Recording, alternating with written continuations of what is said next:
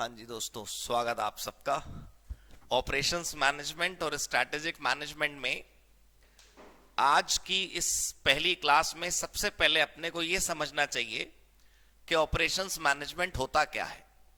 ये तो जो आपका स्टडी मटेरियल है, इसके अंदर के जो कंटेंट्स हैं या इसके अंदर की जो वेटेज है वो हम सीख लेंगे थोड़ा 5 मिनट बाद। पहले हम और आप मिलकर सब्जेक्ट के बारे में जान लेते हैं कि ऑपरेशंस मैनेजमेंट होता क्या है। ये इकलौता ऐसा सब्जेक्ट है जो आपके यहाँ तो है लेकिन बाकी की जगह नहीं मिलता। ये चार्टर्ड अकाउंटेंसी में आप जाएंगे तो ओएम नाम से कोई पेपर नहीं है। कंपनी सेक्रेटरी में आप जाएंगे तो इस नाम से आपको कोई पेपर नहीं मिलेगा। ये सिर्फ और सिर्फ सीए में एक्सक्लूसिव सब्जेक्ट है जो आपको दूसरी जगह नहीं प्राप्त होगा, कम से कम अगर हम इंटरमीडिएट लेवल की बात करें तो। राइट, आइए तो थोड़ा 5 मिनट आप रिलैक्स होकर समझिएगा।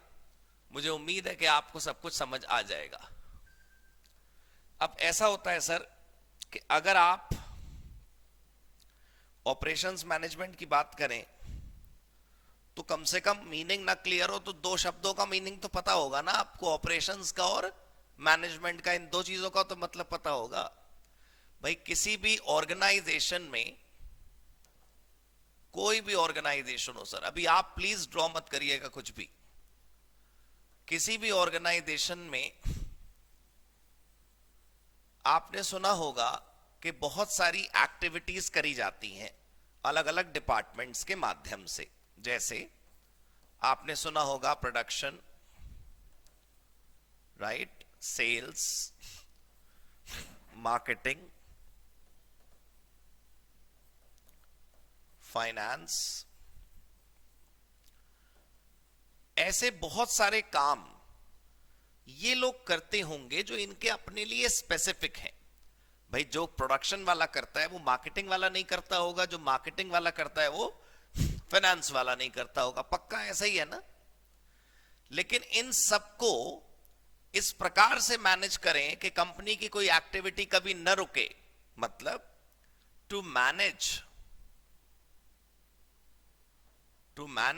All these activities is called operations management. operations management कोई अलग से डिपार्टमेंट नहीं होता हमारे पास। जितने डिपार्टमेंट हैं, जितने रिसोर्सेज हैं, जितने लोग हैं, जितनी एक्टिविटीज हैं, वो जिस चीज के लिए बनी है ना, वो काम वो कर पा रही है कि नहीं कर पा रही, ये देखने का काम ऑपरेशंस मैनेजर का है। इसका अपना कोई काम भी नहीं है और इसके सारे काम हैं। अगर आप अभी थ्योरी पढ़ना शुरू कर दें चैप्टर 1 की, तो इसमें ऑब्जेक्टिव बताए जाएंगे आपको कि साहब ओएम का उद्देश्य क्या है। तो ऑपरेशंस मैनेजमेंट का उद्देश्य है resource utilisation and customer satisfaction. सिर्फ दो। 8-8 नंबर में देखा होगा आपने, एक पुराने पेपर में ये पूछ लेता है वो कि ओएम के उद्देश्य बताओ बस। तो दो उद्देश्य अगर हैं, रिसोर्स ठीक से यूज हो जाए और उन्हें यूज करके कस्टमर सेटिस्फाई हो जाए। तो रिसोर्स किसी प्रोडक्शन या सेल्स या मार्केटिंग या फाइनेंस में अकेले थोड़ी है, वो तो सब जगह है ना। पूरी की पूरी ऑर्गेनाइजेशन में कोई भी एक्टिविटी करी जाए, हर जगह रिसोर्स ही तो है। और सारा रिसोर्स किस लिए यूज होता है कि माल या सेवाएं जो हम बेचते हैं वो बिक जाएं और ग्राहक जो हमसे खरीद रहा है वो वापस लौट के आए, 4 और लोगों को लेकर आए। तो पूरा खेल इसी बात का तो है कि हमारे रिसोर्स ऐसे यूज हो कि मिनिमम में मैक्सिमम हम प्रोड्यूस कर सकें और उन रिसोर्स को यूज करके कुछ ऐसा करें कि कस्टमर को क्या प्राप्त हो जाए, सेटिस्फैक्शन। तो 1 मिनट प्लीज ध्यान से समझिए, ये प्रोसेस, ये सब कुछ संभाल के रखना क्या कहलाता है, ऑपरेशंस मैनेजमेंट। ठीक है। अब इसको ऑपरेशन मैनेजमेंट ही क्यों कहते हैं, प्रोसेस मैनेजमेंट कह लेते, एक्टिविटी मैनेजमेंट कह लेते, खाली मैनेजमेंट कह लेते, वो जरा 1 मिनट आप ध्यान से देखिए। आपने कभी ये डायग्राम देखा होगा कि हम इनपुट्स को प्रोसेसिंग में डालते हैं तो उसमें से आउटपुट निकलता है। सुना है ना हमने, बहुत आसान सा है। इस मॉडल का क्या नाम है, कभी सुना है आपने? इनपुट्स को प्रोसेस कर दें तो आउटपुट बनता है। इस मॉडल का नाम होता है सर ऑपरेटिंग सिस्टम। किसी भी ऑर्गेनाइजेशन को ले लीजिए, वो चाहे गुड्स बेचे चाहे सर्विस बेचे, इनपुट तो लगाती ही होगी और उसको प्रोसेसिंग में रखती होगी और उससे आउटपुट आता होगा। मैं ये नहीं कह रहा कि कोई गुड्स बनाने वाली फैक्ट्री में ही ऐसा होता है सर, सर्विस सेक्टर में भी इनपुट तो यूज होते ही है। कोई आदमी आपके बाल काटेगा तो कैंची तो खरीदेगा ना, वो इनपुट है, और जब वो काट रहा होगा तो प्रोसेसिंग है, और जब कट जाएंगे तो आउटपुट है। हवाई जहाज की कंपनी हवाई जहाज तो खरीदती होगी ना सर, रिसोर्सेस को ऑर्गेनाइज और अपने पास अरेंज तो करती होगी ना सर, वो इनपुट है। और जब वो उड़ रहा होता है तो प्रोसेसिंग है, और जब आप पहुंच जाते हैं खुशी खुशी दिल्ली से शिकागो तो फिर वो क्या है बताइए, आउटपुट। गाड़ी गैराज में जाकर जब आपने सर्विस कराई तो सर्विस सेंटर इनपुट को यूज करके ही तो आपकी सर्विस करता है। ये वो एक्चुअल काम है जिसके लिए हम पैसे देते हैं। इसका मतलब ये कौन करता है, प्रोड्यूसर अरेंजमेंट्स। ये वो काम है जिसके हम पैसे दे रहे हैं, और ये वो चीज है जो हमें मिलती है अंत में। It can be physical, it can be intangible also. Clear हो गई बात सर? अब क्योंकि इसे ऑपरेटिंग सिस्टम कहते हैं, तो इस ऑपरेशन को संभालने वाले को ऑपरेशन मैनेजमेंट ही तो कहेंगे। प्लीज बताएं, आप समझ आया आपको? अच्छा, दूसरी बात सर, कुछ किताबें आपको मार्केट में मिलेंगी प्रसन्न चंद्रा की या किसी की भी, जहां पर प्रोडक्शन मैनेजमेंट और ऑपरेशंस मैनेजमेंट को एक जैसा माना गया है। प्रोडक्शन मैनेजमेंट और ऑपरेशंस मैनेजमेंट को कई जगह एक जैसा माना गया। वो कब माना जाता है जरा समझिए आप। प्रोडक्शन शब्द का मतलब गुड्स होता है या सर्विस भी होता है? दोनों होता है सर। क्यों? क्योंकि गुड्स और सर्विस दोनों ही क्या हैं? दोनों ही हमारे प्रोडक्ट हैं। प्रोडक्ट का मतलब उत्पाद होता है जो भी हमने बनाया। वो सामान भी हो सकता है, वो सेवाएं भी हो सकती हैं। किसी टीचर का वो चल रहा था, क्या कहते हैं, इंटरव्यू तो नहीं कहना चाहिए, इंटरेक्शन चल रहा था। तो मैंने उससे पूछा, मैं कहा पता है आपको हमारा कस्टमर कौन है? अब पलटकर उसने जवाब देना चाहिए था। मैं उम्मीद कर रहा था कि वो बोलेगा कि हम कोचिंग सेंटर है तो हमारा कस्टमर है स्टूडेंट। वो कह रहा अब हमारा कस्टमर तो छोड़ो आप, लेकिन मैं आपको बताता हूं हमारा प्रोडक्ट क्या है। मुझे बड़ा इंटरेस्ट आया उस आदमी की बात सुनने में, आप भी सुने ऑनलाइन वाले। तो उसने कहा टीचर ने कि सर हमारा प्रोडक्ट है हमारे बच्चे। मैं कहा अच्छा, हमारे बच्चे? तो मुझे लगा हमारा कस्टमर है। कह रहा नहीं, आपकी सोच गलत है। मैं कहा अच्छा, तो हमारे कस्टमर कौन है? कह रहा हमारी कस्टमर वो कंपनियां हैं जिनमें ये बच्चे नौकरी करेंगे। हमारे कस्टमर वो लोग हैं जिनके साथ मिलकर ये बिजनेस करेंगे। हमारे कस्टमर वो समाज है जिनमें रहकर ये जिंदगी जिएंगे। मैं कहा तुम्हारा प्रोडक्ट क्या है? कह रहा बताया तो, ये बच्चे। बात तो सही है सर। हम क्लास में चैप्टर का निर्माण थोड़ी कर रहे हैं। एक पढ़े लिखे नवयुवक या नव युवती का जन्म पैदा दोबारा से हम कर रहे हैं। आपको पता होगा शायद हिंदी लैंग्वेज की मदर लैंग्वेज संस्कृत है, और संस्कृत में स्टूडेंट को भी द्विज कहा जाता है। महात्माओं को, ऋषियों को भी द्विज कहा जाता है। द्विज मतलब जिसके दो जन्म होते हैं।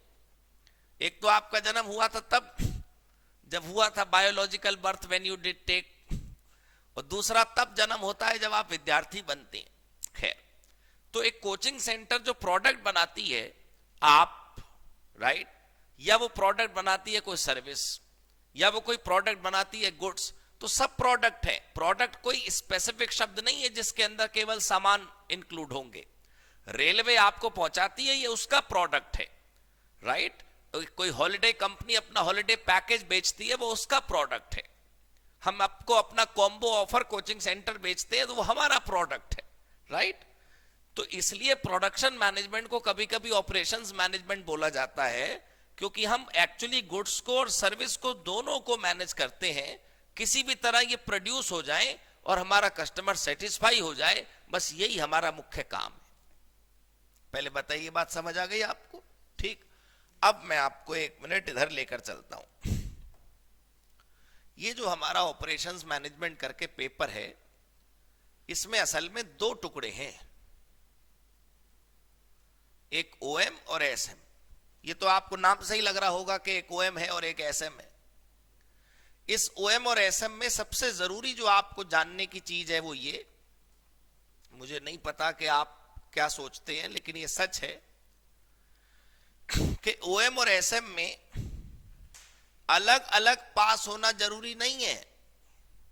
बच्चा सोच रहा होगा, आप सोच रहे होंगे, अरे ये तो ऑब्वियस ही बात है, हमें तो पता ही है ना। ऑब्वियस है कहां ये बात? बच्चों को कंफ्यूजन रहता है।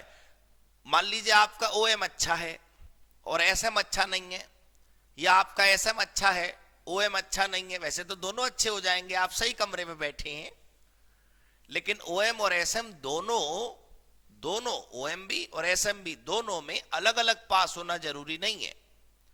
दोनों मिला के कितने नंबर लाने हैं बताओ? सिंगल सब्जेक्ट में 40, सिंगल सब्जेक्ट में 40 और एग्रीगेट में 50%। तो सर 50 नंबर के लिए थोड़ी पैसे दे रखे हैं हमने आपको। सर नंबर हम कह रहे हैं 100 में से 100 आए आपके, आपका भला होगा, मेरा भी भला होगा। आपके साथ फोटो खिंचवा के पूरे मार्केट में बांटूंगा मैं, देखो बच्चे के 100 नंबर आए। लेकिन मैं तो बेयर मिनिमम की बात कर रहा हूं कि 40 मिनिमम चाहिए सिंगल सब्जेक्ट में और टोटल में 50%।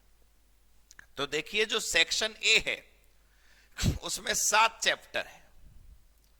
ओल्ड कोर्स वाले जो स्टूडेंट हैं उनके अभी 7 ही चैप्टर है। ये नए कोर्स की किताब है, न्यू सिलेबस की। बस मार्किंग का क्या फर्क है कि ओल्ड कोर्स में ओएम 70 नंबर का था और नए कोर्स में ओएम 60 नंबर का है। तो जिसको थ्योरी अच्छी लगती है उसके लिए तो ये अच्छी बात है, और जिसको प्रैक्टिकल अच्छा लगता है उसके लिए थोड़ा कम अच्छी बात है। 60 नंबर का ओएम रह गया है। और देखिए स्ट्रेटेजिक मैनेजमेंट जो है वो 40 नंबर का है। यहां पर अब 4 चैप्टर नजर आ रहे हैं। ओल्ड कोर्स वाला कोई बालक बालिका इस क्लास को देख रहा हो तो वहां पर केवल 3 चैप्टर्स थे ओल्ड कोर्स में। इस समय नए कोर्स में 4 चैप्टर है। समझ आ गई जी बात? ये डिजिटल स्ट्रेटेजी करके एक चैप्टर जो है वो नया आ गया है। एक अच्छी बात नए कोर्स में यह भी है कि हर चैप्टर के नंबर की परसेंटेज सामने ही गिवन है। तो हम देख पा रहे हैं कि chapter number 4 PPC production planning and control 20% की वेटेज रखता है, और इकोनॉमिक्स और मेंटेनेंस एंड स्पेयर्स मैनेजमेंट ये प्रोजेक्ट मैनेजमेंट 15% की वेटेज रखता है। तो जोड़ लीजिए 5, 10, 15 और 20, 35 और 5, 40 और 15, 55 और 5, 60। मतलब 100 में से 20 नंबर का तो है चैप्टर नंबर 4 और 15 नंबर का है चैप्टर नंबर 6। इस बात को सुनकर बिल्कुल आपके लिए फैसिनेटिंग हो गया होगा कि हम यही 2 चैप्टर बस पी जाएं तो नंबर अच्छे आ जाएंगे। ये धोखा हो जाता है कभी कभी कलकत्ता की तरफ से। फाइनल में जब आप जाएंगे तो फाइनल में एक सब्जेक्ट है लॉ, उसमें एक चैप्टर है डायरेक्टर। उसकी वेटेज आपको बताऊं ऐसी है जैसे आसमान में सफेद रंग, जहां देखो तो वही नजर आता है। तो बच्चा डायरेक्टर पढ़ के जाता ही है। सर एक बार ऐसा हुआ कि डायरेक्टर 6 नंबर में आया 30 की जगह। लुट गए उस समय वो लोग जो सोच के गए थे कि सिर्फ डायरेक्टर पढ़ लूं तो वो बढ़िया हो जाएगा। ये जो वेटेज है ना सर, ये कानूनन बाइंडिंग नहीं है ऑन इंस्टीट्यूट। स्टाम्प पेपर पे लिख के नहीं दे रही है कलकत्ता आपको कि मैं 20 से कम नहीं पूछूंगी और 20 से ज्यादा नहीं पूछूंगी चैप्टर 4 से। हाँ, एक ट्रेंड ऐसा ही रहेगा। आप कहोगे फिर सर इसका फायदा क्या? मेजॉरिटी केसेस में ऐसा ही होगा, बिल्कुल ऐसा ही होगा। लेकिन एक्सेप्शनली मान लो कभी बुद्धि घूमे, भाई भगवान का थोड़ी पता है किसकी बुद्धि में क्या घुसा दे कब।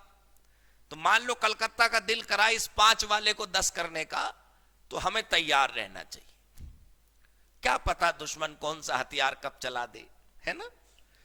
तो 60 नंबर का ये है और 40 नंबर का स्ट्रेटेजिक मैनेजमेंट है। आज की हमारी मुलाकात में, अच्छा मैं ये कह रहा था कि जो लोग पढ़ने में विश्वास रखते हैं, उनको पढ़ना थोड़ा अच्छा लगता है, वो ये सब भी पढ़ लिया करें थोड़ा थोड़ा।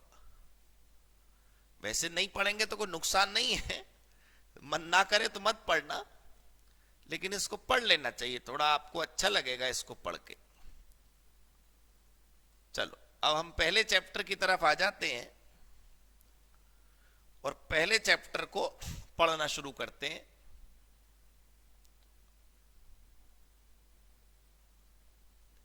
ये देखिए पहला चैप्टर जो है इंट्रोडक्शन वाला, उसमें 3 चीजें हैं, स्कोप, कैरेक्टरिस्टिक्स और रीसेंट ट्रेंड्स। ठीक है,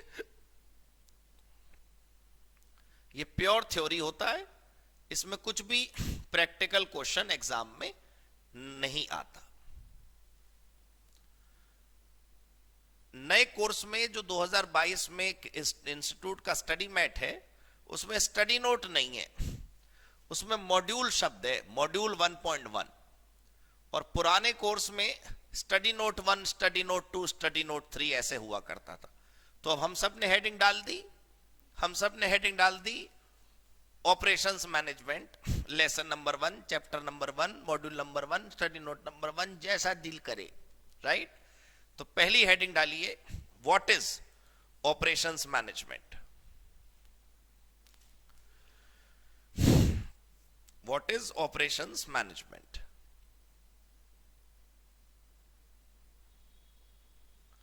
what is operations management, right. छोटे छोटे पॉइंट्स हैं। जो ऑनलाइन वाले बच्चे हैं वो बिल्कुल ये ना सोचें कि हम डिक्टेशन कैसे लिखेंगे। दोस्तों डिक्टेशन लिखने में बिल्कुल मत घबराइए, आपके पास तो बटन है रिवाइंड का, फॉरवर्ड का, पॉज का। वो तो यहां सामने जो बच्चा बैठा उसके लिए फिर भी चैलेंजिंग टास्क है कि मैं डिक्टेशन कैसे लिखूं, एक बार मिस हो गया तो बैच में दोबारा कैसे पूछूं। आप तो बेफिक्र रहिए, ठीक है। I point 1, operations management is the management of operations management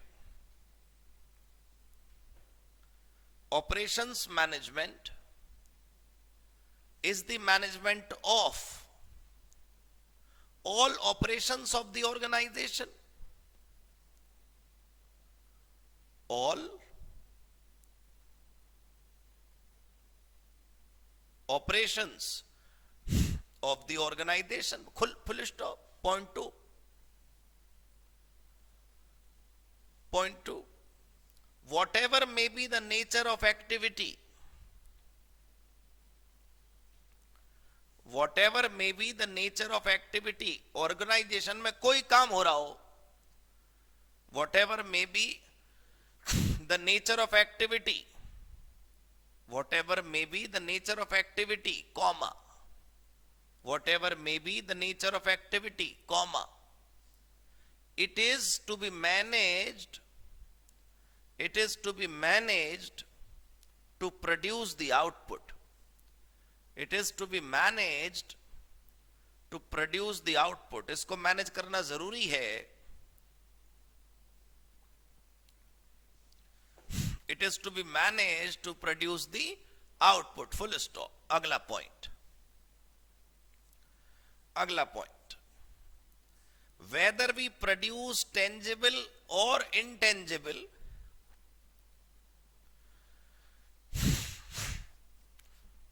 whether we produce tangible or intangible, whether we produce tangible or intangible, comma, we operate the input, हम इनपुट पर ऑपरेशन करते हैं, we operate the input, ठीक है, we operate the input and output is generated, and output is generated. ये शब्द बहुत बढ़िया है, तुम लोग भी मेरी बात ध्यान से सुनना। जब तक तुम्हें जीवन में इस बात का अहंकार रहेगा कि ये मूर्ति तुमने बनाई, वो मूर्ति महंगी नहीं बिकेगी। मूर्ति मतलब कोई भी आउटपुट जो तुम बनाते हो। तुम ये कहो कि मूर्ति तो पत्थर में पहले से थी, वो उसके ऊपर जो एक्स्ट्रा पत्थर था ना, वो मैंने छेनी हथौड़े से थोड़ा थोड़ा हटा दिया, अंदर से कृष्ण की मूर्ति निकल आई। तो तुम्हारे कहने का अंदाज क्या है? मैंने नहीं बनाई मूर्ति, मूर्ति पहले से थी, वो तो भगवान ने उसके ऊपर थोड़ा सा कवर चढ़ा रखा था, वो मैंने हटा दिया और भगवान की कृपा से देखो मूर्ति बन गई। तुम कहोगे कि मैंने जहाज उड़ाया और शिकागो टाइम पर पहुंचाया, तो ये अहंकार है। तुम बोलो मैंने तो इंजन चालू करा, जहाज उड़ गया और अपने आप पहुंच गया। ये है कम अहंकारी बातें। आप लाइन पढ़िए, आपने क्या लिखी है। हम आउटपुट नहीं बनाते, हम तो इनपुट की एक्चुअली प्रोसेसिंग करती हैं। आउटपुट जो है सर, वो तो स्वतः जन्म ले लेता है, अपने आप पैदा हो जाता है। इसे ओएम कहते हैं। समझे सर आप? पक्का क्लियर? अगला पॉइंट, अगला point, whether it is goods और service, whether it is goods और service, whether it is goods or service, comma, operations are present everywhere. Operation मतलब activity. Operations are present everywhere. Operations are present everywhere. हर जगह operations चाहिए, है ना? Operations are present everywhere and their management is operations management. And their management is operations management. Full stop, खत्म। अब इधर आओ जरा। नए कोर्स की किताब में जो एग्जाम्पल लिखे हैं सर, वो बहुत बढ़िया है। ये देखो example. Suppose you require a smartphone, तुम्हें मोबाइल फोन चाहिए, मतलब तुम ग्राहक हो। तो जो कंपनी मोबाइल फोन बनाएगी वो क्या करेगी? रॉ मटेरियल खरीदेगी, जैसे chip, motherboard, battery, lens, speaker. उनको असेंबल करेगी, उनकी परफॉर्मेंस को टेस्ट करेगी, क्वालिटी चेक करेगी, मेंटेन करेगी, स्टोर करेगी और अंत में डिस्ट्रीब्यूट करेगी और आप तक स्मार्टफोन पहुंच जाएगा। तो कितने सारे प्रोसेस इंक्लूड हुए सोचो आप। और अगर ये सर्विस होती, देखो suppose you take subscription of Netflix to watch a movie, तो उस कंपनी को आपको मूवी दिखाने के लिए बहुत कुछ करना पड़ता है, जैसे dealing with movie maker, make the movie available in database, arrange for the live streaming, arrange for the recorded version, transmission over spectrum और बहुत सारे काम। कुल मिलाकर हर आदमी यही तो करता है, इनपुट को प्रोसेस करके आउटपुट पैदा करता है। यही तो हम पढ़ रहे थे बेसिक चित्र के बारे में इससे पहले, राइट? अगला point, in other words operation system is managed through operations management. In other words operating system is managed through operating system is managed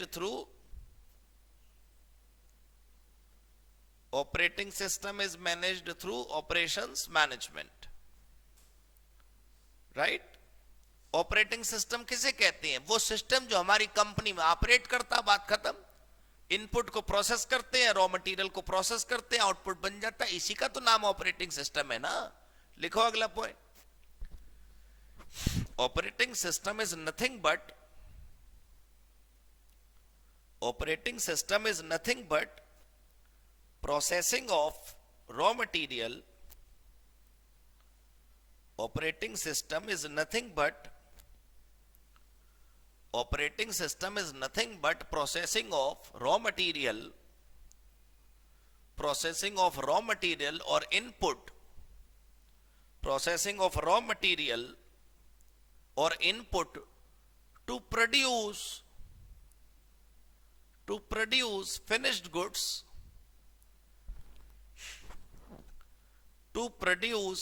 goods, or output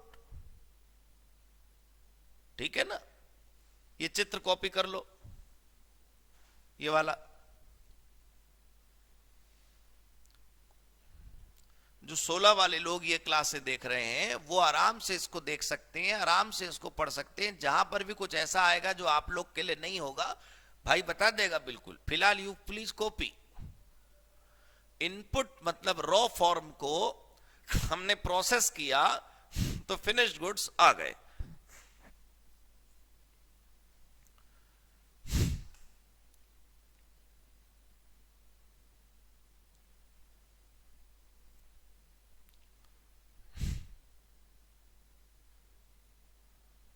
ठीक है, चलो अब नई हेडिंग डालो भाई। नई हेडिंग क्या होगी देखो,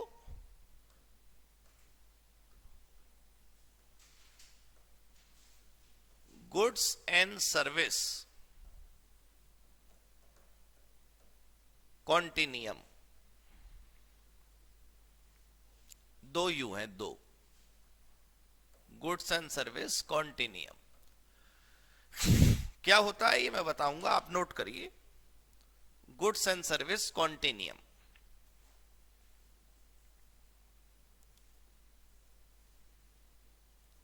लिख दिया जी। चलो, वैसे तो हम ओएम एसएम पढ़ रहे हैं, लेकिन जीएसटी के बारे में एक लाइन डिस्कस करना यहां मजबूरी है हमारी। जीएसटी आने के बाद इसको बहुत राहत मिली। ये कुछ होता है जो सफर कर रहा था जीएसटी आने से पहले। ये कुछ होता है जो क्या कर रहा था, सफर कर रहा था, परेशान हो रहा था जीएसटी आने से पहले। लेकिन अब ये बहुत खुश है। पहले जो टैक्स लगता था गुड्स पर अलग लगता था, सर्विस पर अलग लगता था। गुड्स पे कौन सा लगता था, वैल्यू एडेड टैक्स माल बेचने पर, और एक्साइज ड्यूटी माल के बनाने पर, ठीक है।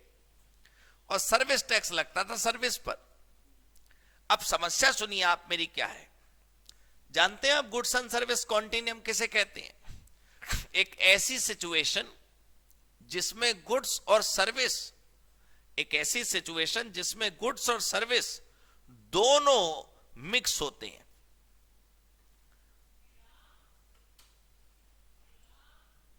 नहीं, आप पॉज कर दो पहले।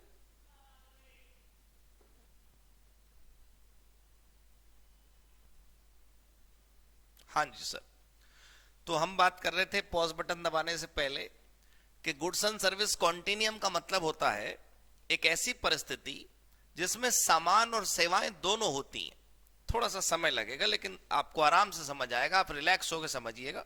अगली क्लास में चैप्टर 1 पक्का खत्म हो जाएगा। जब आप एयरलाइन में अपनी सर्विस को अवेल करते हैं, आप एयरलाइन में सर्विस यूज करते हैं, या यूं कह लीजिए कि आप एयरलाइन है, हमेशा अपने आप को सेलर मानना चाहिए। मैं ये कहता हूं, अगर तुम एयरलाइन हो और तुम सेवाएं बेच रहे हो, तो जब तुम एयरलाइन में कस्टमर को बिठाते हो तो वो कुर्सी भी तो लगानी पड़ती है, उसको पानी की बोतल भी तो सर्व करनी पड़ती है, उसको भूख लगी तो सैंडविच भी तो खिलाना पड़ता है, वाइन का गिलास भी कभी कभी सर्व करना पड़ता है।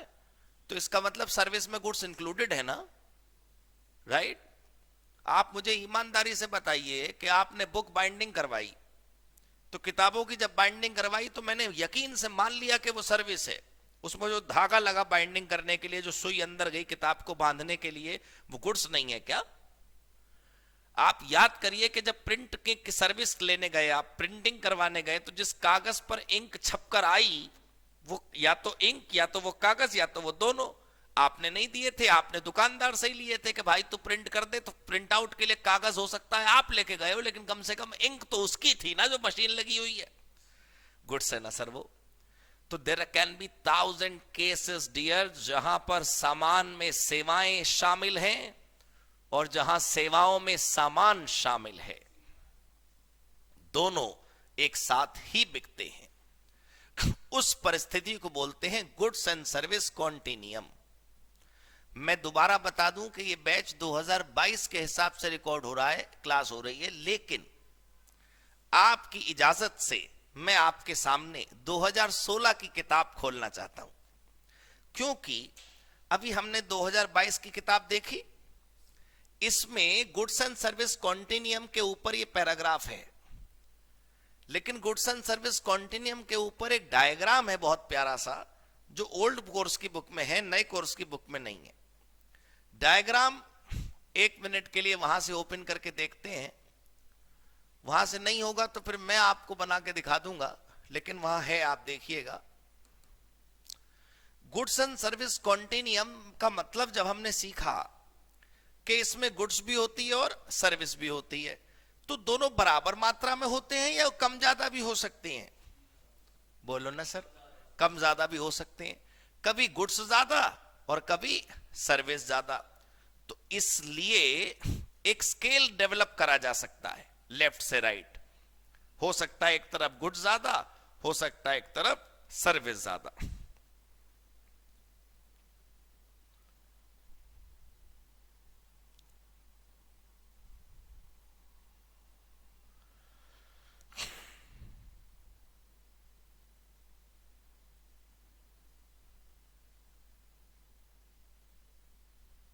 यहां पे भी चित्र गायब है, 2016 सिलेबस की भी नई एडिशन में नहीं है। ये जो पैराग्राफ है ना, यहां पर ओल्ड वालों क्या और यहां पर नए वालों क्या, दोनों में ये तो समझाया गया है कि ये क्या है, गुड्स और सर्विस का मिक्सचर। लेकिन आप इमेजिन करिए कि ऐसा भी तो हो सकता है कि गुड्स और सर्विस में से कोई क्वांटिटी ज्यादा हो और किसी की क्वांटिटी कम हो। बहुत ध्यान से समझिएगा। मान लीजिए इतनी चीजें गुड्स हैं और इतनी चीजें सर्विस हैं, राइट? तो हो सकता है कि इस प्रकार और हो सकता है कि इस प्रकार। ये वाली सिचुएशन कौन सी है? गुड्स का परसेंटेज ज्यादा है और सर्विस का परसेंटेज लो है। और इस वाले में क्या है बताइए? सर्विस का परसेंटेज ज्यादा है और गुड्स का परसेंटेज लो है। बिल्कुल ऐसे हो सकता है। आप ईमानदारी से बताइए कि जब आप गाड़ी में गैराज में तेल पड़वाने गए तो किसका कंपोनेंट ज्यादा है? तेल का। जब आप रिपेयर कराते हो और रिपेयर करने वाला मैकेनिक आपसे बोलता है भाई साहब आपकी तो हेडलाइट बची नहीं है तो बदलनी पड़ेगी, तो हेडलाइट महंगी आती है या हेडलाइट बदलने के पैसे ज्यादा हैं? हेडलाइट के पैसे ज्यादा होंगे ना, तो वहां गुड्स का पोर्शन ज्यादा हुआ और सर्विस का कम हुआ। लेकिन हवाई जहाज में सर्विस का पोर्शन ज्यादा हुआ और गुड्स का पोर्शन कम हुआ। Anything can happen. पक्का क्लियर बात समझ आई? तो इसका मतलब यह हुआ कि एक ट्रेड ऑफ शब्द का मतलब सुना है कभी आपने? Trade off, TRADE, trade, OFF of. Trade off मतलब बैलेंस। तो गुड्स और सर्विस दोनों में बैलेंस हम करें और दोनों ठीक तरीके से ग्राहक तक पहुंचे, तभी आपका बिजनेस अच्छा चलेगा। मान लो तेल जो गाड़ी में डाला गया वो तो बहुत बढ़िया है और तेल डालने वाले ने सही से तेल नहीं डाला, इसलिए वो तेल अपना काम नहीं कर रहा। हवाई जहाज की सर्विस तो बहुत बढ़िया है, पहुंचा तो टाइम पे, लेकिन वो सड़ा हुआ सैंडविच जो हमें पकड़ाया गया, फूड पॉइजनिंग की वजह से 14 दिन बीमार रहे हम। इसका मतलब क्या हुआ कि गुड्स में पाई जाने वाली सर्विस भी उतनी ही महत्वपूर्ण है जितने गुड्स, और सर्विस में पाए जाने वाले गुड्स भी उतने ही महत्वपूर्ण है जितनी की सर्विस। उन दोनों में इस प्रकार से आपको बैलेंस बिठाना है कि कुछ भी खराब ना हो। राइट? राइट? पक्का क्लियर? पॉइंट 1 लिखें आप। ऑपरेटिंग सिस्टम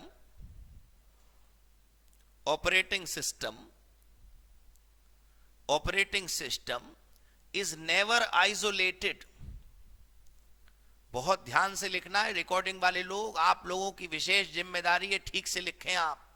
लिखो, operating system is never isolated, comma, which means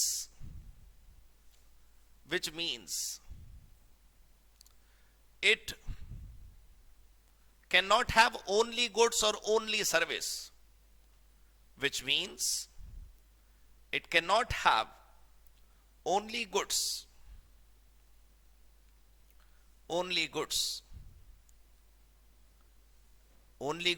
आगे and only service, full stop। अगला पॉइंट, many a times, बहुत जगह ऐसा देखा गया है, मैनी अ टाइम्स, पहले मैनी लिखना है, फिर ए लिखना है, फिर times, many a times, comma, goods include some service, goods include some service, and service includes some goods, service include some goods। 2022 syllabus की इस किताब का ये प्यारा सा पैराग्राफ मैं पढ़ के सुनाना चाहता हूं आपको।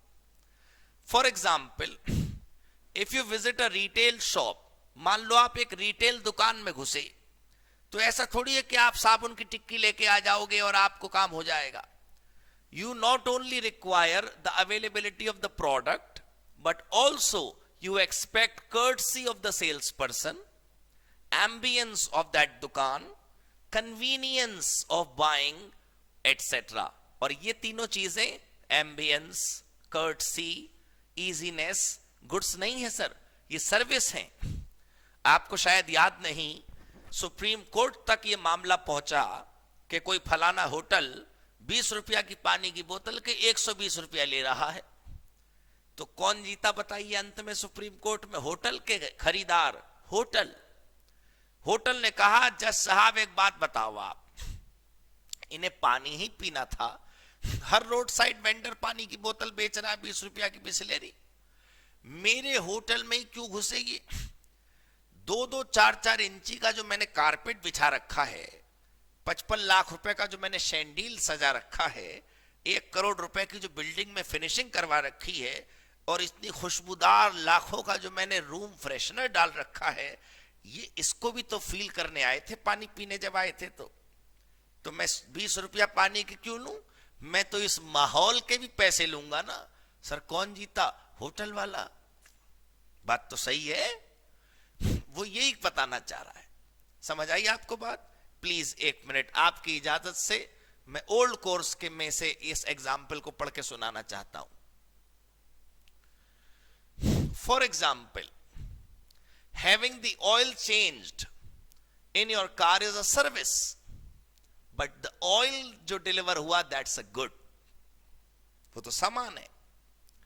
Similarly, house painting is a service, but the paint is goods. समझे आप? और इनमें संख्या, मात्रा, क्वांटिटी ऊपर नीचे हो सकती है, कभी गुड्स प्राइमरी होंगे, कभी सर्विस प्राइमरी होगी। पक्का क्लियर? अगला पॉइंट, अगला पॉइंट लिखेंगे, sometimes goods will be primary in nature, sometimes goods will be primary in nature, and sometimes services will be primary in nature. Sometimes services will be primary in nature. Services will be primary in nature. Full stop. अगला point, अगला point, goods and services continuum is a situation. Goods and services continuum is a situation. Goods and services continuum is a situation in which goods and services continuum is a situation in which there is a trade off. There is a trade off. Trade off मतलब balance. There is a trade off. There is a trade off between goods and services. There is a trade off between goods and services. Full stop. अगला point, both the component, दोनों ही टुकड़े जो हैं, both the component must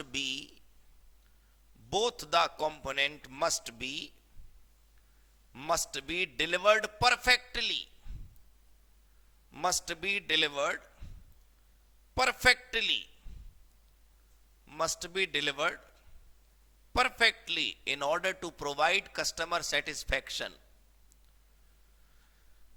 Must be delivered perfectly in order to provide customer satisfaction. Right? ठीक है, पक्का clear हो गई जी बात। अब अगली लाइन में लिखिए फॉर एग्जाम्पल,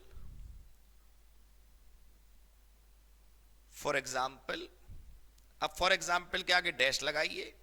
अब 1 2 3 करके 2-3 एग्जाम्पल नोट कर लीजिए ताकि आपको पढ़ते समय याद रहेगा कि हम किसकी बात कर रहे हैं। लिखें आप, लिखिए getting the oil changed,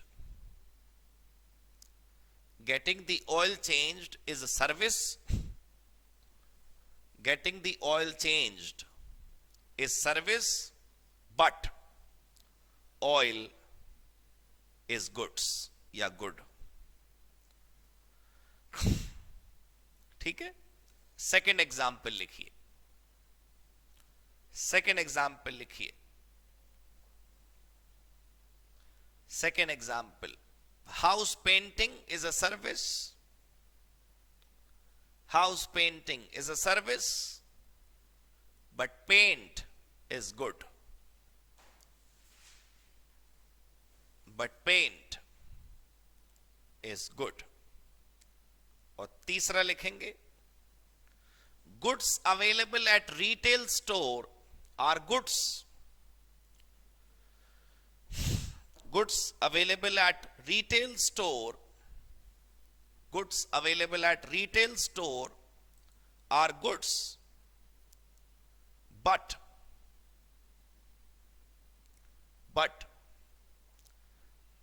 the facilities provided at the store are services. But the facilities provided at the store are services.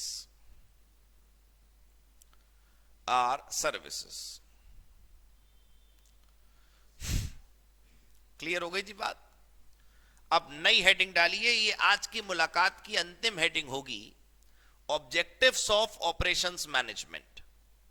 मैं बार बार ये सूचना दे रहा हूं कि हम जो भी पढ़ रहे हैं वो 22 के हिसाब से है, लेकिन 16 वाले खुशी खुशी इसको पढ़ सकते हैं। कुछ भी ऐसा होगा जो आपके यहां होगा अलग, तो मैं जरूर आपको बताऊंगा। Objectives of operations management. देखिए जी, दो ही उद्देश्य होते हैं ओएम के। एक तो है कस्टमर का सेटिस्फैक्शन, जिसको आपके कलकत्ता की किताब में कस्टमर सर्विस लिखा है, और दूसरा है रिसोर्स का यूटिलाइजेशन, के कम से कम रिसोर्स को यूज करके ज्यादा से ज्यादा आउटपुट आ सके। लिखें आप, दो ही है। पहली हेडिंग डालिए कस्टमर सर्विस, कस्टमर सर्विस। इसमें 1 2 3 करके बहुत सारे पॉइंट्स आएंगे कस्टमर सर्विस में। देखिए ऐसा है, आपके इंस्टीट्यूट की किताब में पढ़िएगा कभी आपका दिल करे तो। वैसे तो जरूरत नहीं है, आपने यहां आ गए आप, बस कुछ और करने की जरूरत नहीं है, लेकिन बहुत प्यारी एक लाइन लिखी है आपकी कलकत्ता की किताब में। लिखा है, लेट मी शो यू। आपके कलकत्ता की किताब में ये लाइन लिखी है, बहुत प्यारी। अच्छा, ये हाईलाइट वाला बटन अनलॉक है इसमें, कोई बात नहीं, मैं आपको ऐसे सिलेक्ट करके दिखाता हूं। ये देखो, right thing at the right price at the right time. कोई गंभीर बीमारी का इलाज ढूंढ लिया किसी वैज्ञानिक ने,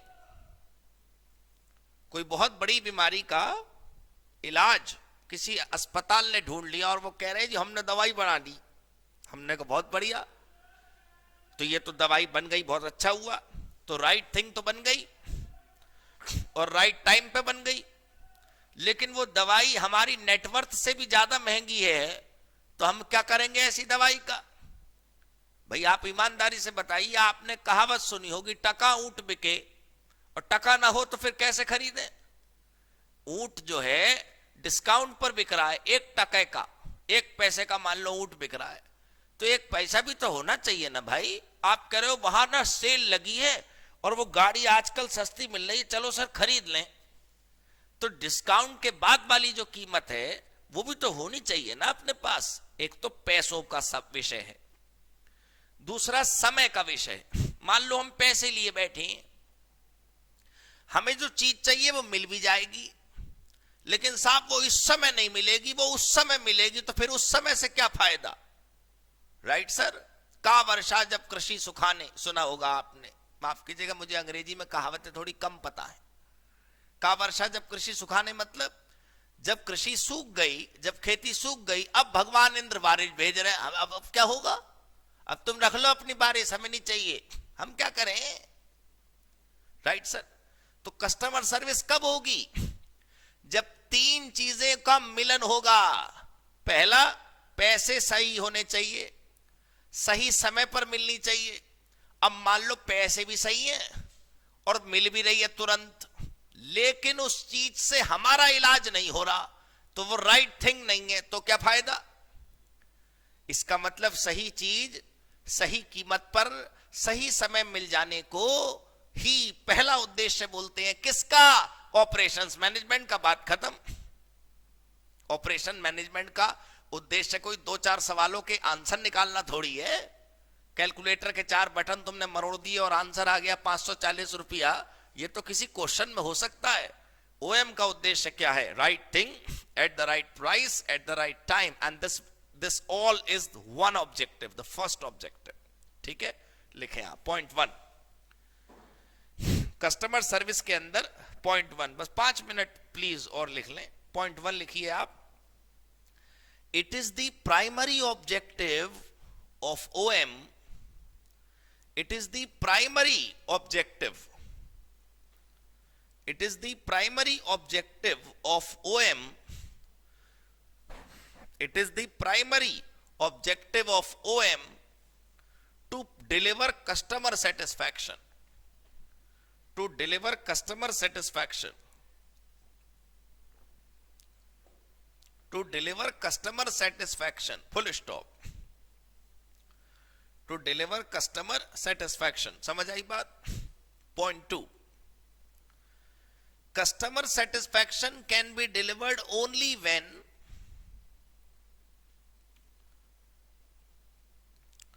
customer satisfaction can be delivered only when following 3 things, only when following 3 things happen together, only when following 3 things happen together। नीचे दी गई तीनों चीज एक साथ हो। तीनों के नाम लिखिए एबीसी करके। पहला, specification,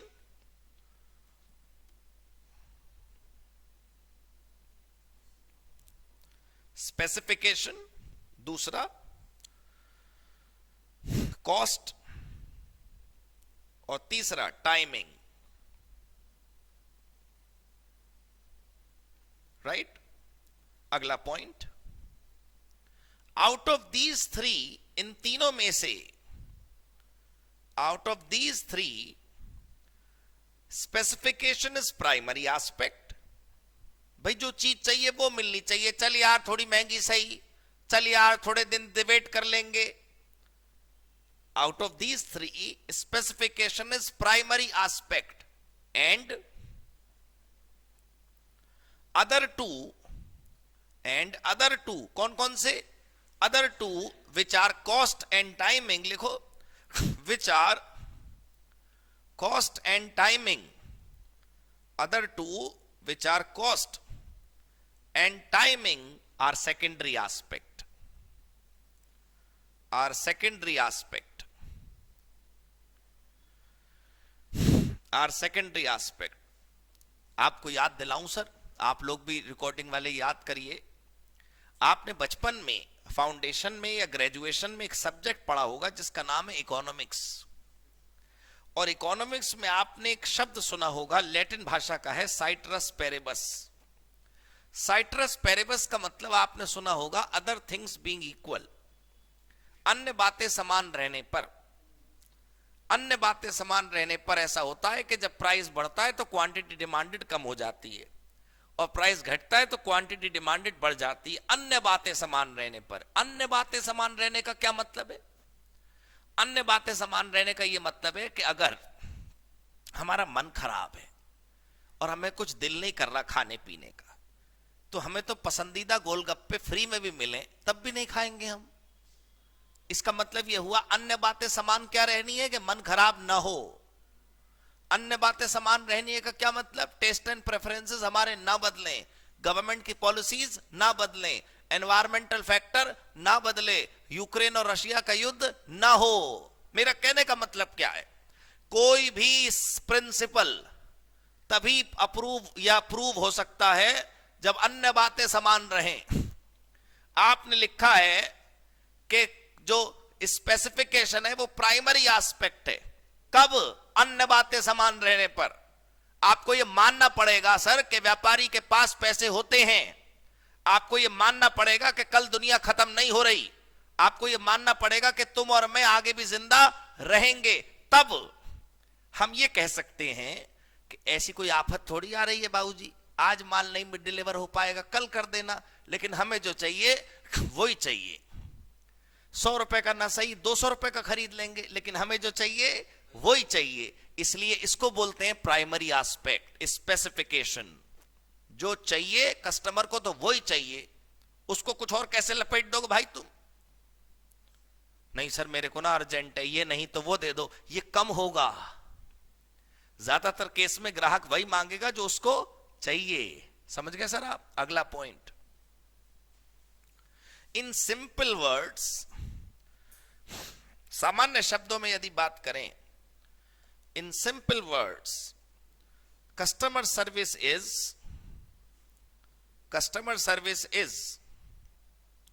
providing the right thing, providing the right thing, providing the right thing, providing the right thing at the right price, at the right price, at the right time, at the right time, full stop। आज हम यहीं तक पढ़ पाएंगे। पहला उद्देश्य पूरा हो गया, चाहे तो आप हेडिंग डाल दीजिए। दूसरे उद्देश्य की रिसोर्स यूटिलाइजेशन, दूसरा उद्देश्य, जो दो ही उद्देश्य हैं, दूसरे उद्देश्य का नाम है रिसोर्स यूटिलाइजेशन। हेडिंग डालकर छोड़ दीजिए। That's all for the day. Thank you so much.